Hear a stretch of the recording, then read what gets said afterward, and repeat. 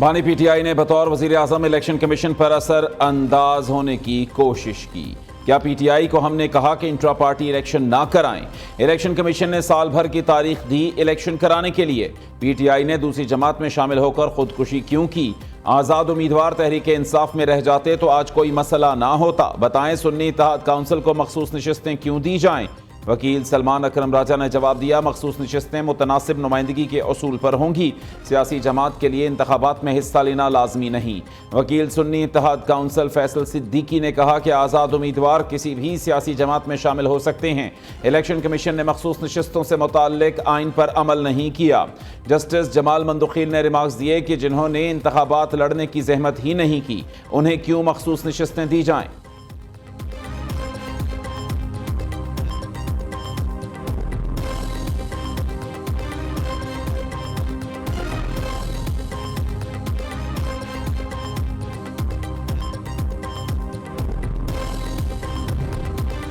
Press conference کرنے والوں کو معافی، باقی نشانہ یہ حقائق سب کے علم میں ہیں۔ کیا عدالت آنکھیں بند کر لے؟ الیکشن پر سنجیدہ سوالات اٹھائے گئے۔ 2018 میں بھی یہی ہوا۔ کیا ایک سیاسی جماعت کو یہ چیلنجز بھگتنے کے لیے چھوڑ دیں؟ یہ سیاسی جماعت کا نہیں، اس کے ووٹرز کا معاملہ ہے۔ پی ٹی آئی سے نشان لینے پر پورا معاملہ کنفیوژن کا شکار ہوا۔ سوال ہے پی ٹی آئی نشان کے بغیر کیسے انتخابات جیت سکتی ہے؟ الیکشن کمیشن نے ان لسٹڈ سیاسی جماعت تو قرار دیا ہے۔ جسٹس اطہر من اللہ کے ریمارکس۔ جسٹس منیب اختر نے کہا کہ الیکشن کمیشن نے پی ٹی آئی امیدواروں کو عدالتی فیصلے کے سبب آزاد امیدوار قرار دیا تو یہ بہت خطرناک تشریح ہے۔ جسٹس محمد علی مظہر کا کہنا تھا کہ جب تحریک انصاف انتخابات میں موجود ہی نہیں تو کیسے پی ٹی آئی کا حصہ بنے؟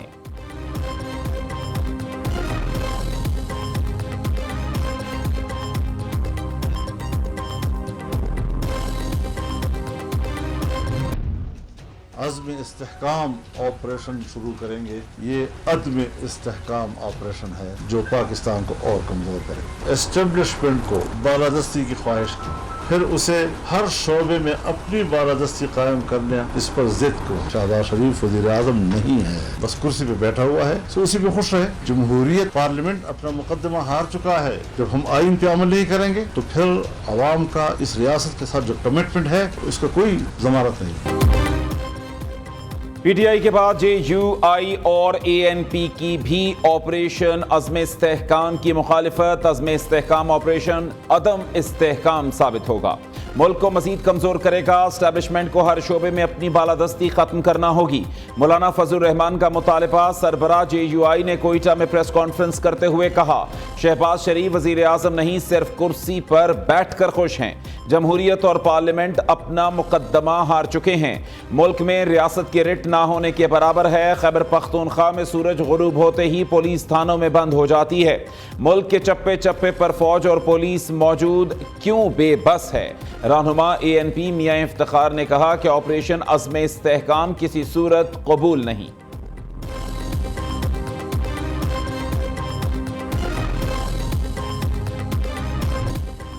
اپیکس کمیٹی اجلاس میں آپریشن عزم استحکام کا فیصلہ نہیں ہوا۔ اپیکس کمیٹی میں ایک نام آیا، عزم استحکام، اس کے ساتھ آپریشن کا ذکر نہیں تھا۔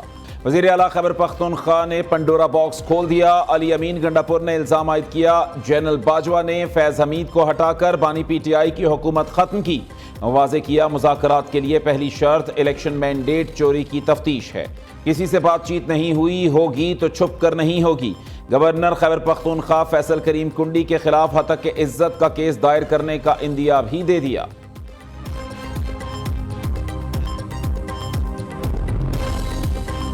پاکستان کو فوجی آپریشن کی نہیں، سیاسی استحکام کی ضرورت ہے۔ آپریشن عزم استحکام کا فیصلہ پارلیمنٹ کو یکسر نظر انداز کر کے کیا گیا۔ قومی سیاسی جمہوری قیادت سے کوئی مشاورت نہیں کی گئی۔ امیر جماعت اسلامی حافظ نعیم الرحمان کہتے ہیں، خیبر پختونخوا اور بلوچستان کے عوام فوجی آپریشن کے متحمل نہیں ہو سکتے۔ ملک میں امن اور سیاسی استحکام عوامی رائے سے بننے والی حکومت ہی کے ذریعے آ سکتا ہے۔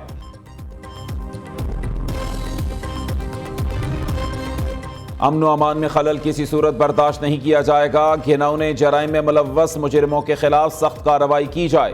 صدر آصف زرداری کی ہتھیار ڈالنے پر عوامی آمادہ، کچے کے جرائم پیشہ افراد کو قومی دھارے میں لانے کی ہدایت۔ سکھر میں امن و امان سے متعلق اجلاس سے خطاب میں کہا کہ ہم خوشحال پاکستان کے لیے ہر ممکن اقدامات اٹھائیں گے۔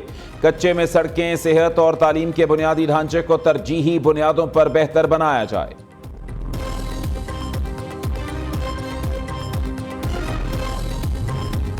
نواز شریف سیاسی طور پر متحرک، پارٹی قیادت کو سیاسی استحکام کے لیے کلیدی کردار ادا کرنے کی ہدایت۔ نواز شریف کی زیر صدارت 3 گھنٹے طویل اجلاس، رانا ثناء اللہ نے پیپلز پارٹی کے ساتھ مذاکرات پر بریفنگ دی۔ نون لیگی صدر کا معیشت کی مکمل بحالی اور قوم کی مجموعی ترقی یقینی بنانے کا عزم، کہا کہ معاشی ترقی کے روڈ میپ کے مطابق مل کر کام کرنا ہوگا۔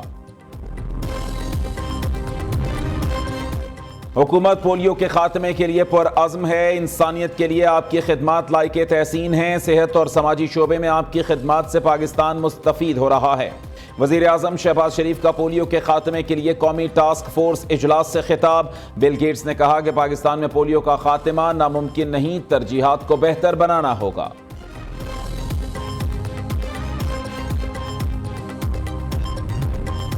Domicile e stamping, birth, death, marriage certificates گھر پر ملیں گے۔ Property tax, motor vehicle transfer اور نئی گاڑی کی رجسٹریشن کی سہولت بھی میسر۔ وزیر اعلیٰ پنجاب کا مریم کی دستک، ہر ڈویژن میں 65 سروسز شروع کرنے کا حکم۔ تمام اضلاع میں مریم کی دستک سروسز دسمبر تک مہیا کرنے کی ہدایت۔ لاہور میں اگست تک سروسز کی تعداد 65 تک پہنچ جائے گی۔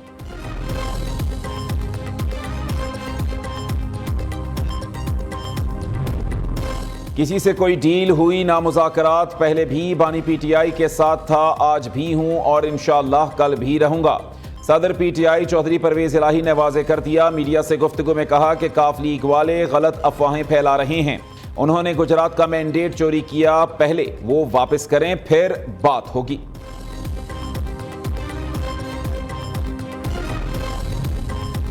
کراچی میں شدید گرمی فٹ پاتھوں پر رہنے والوں کے لیے جان لیوا ثابت ہوئی، 2 روز میں 17 افراد موت کی نیند سو گئے۔ شہر قائد میں مختلف علاقوں کے فٹ پاتھوں سے 8 افراد کی لاشیں ملیں، مرنے والوں کی عمریں 30 سے 65 سال کے درمیان ہیں۔ ریسکیو حکام کے مطابق جاں بحق افراد بظاہر نشے کے عادی ہیں۔ گرمی سے کیٹل کالونی میں 150 سے زائد جانور ہلاک ہو گئے۔ سٹی کونسل کراچی کا بجٹ اجلاس، ہنگامہ آرائی کی نظر، اپوزیشن نے ایجنڈے کی کاپیاں پھاڑ ڈالیں، خوب شور شرابہ کیا۔